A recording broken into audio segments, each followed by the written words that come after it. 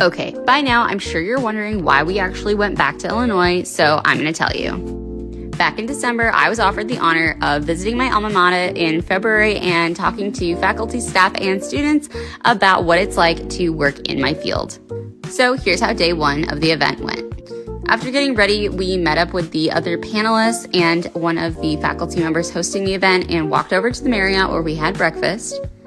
After breakfast, we walked over to Bone Student Center to the Prairie Room where the panels would be happening that day.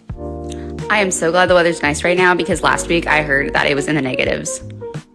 The first panel was for faculty and staff, and we talked about our time at Illinois State University and how the teachers impacted us and our fields.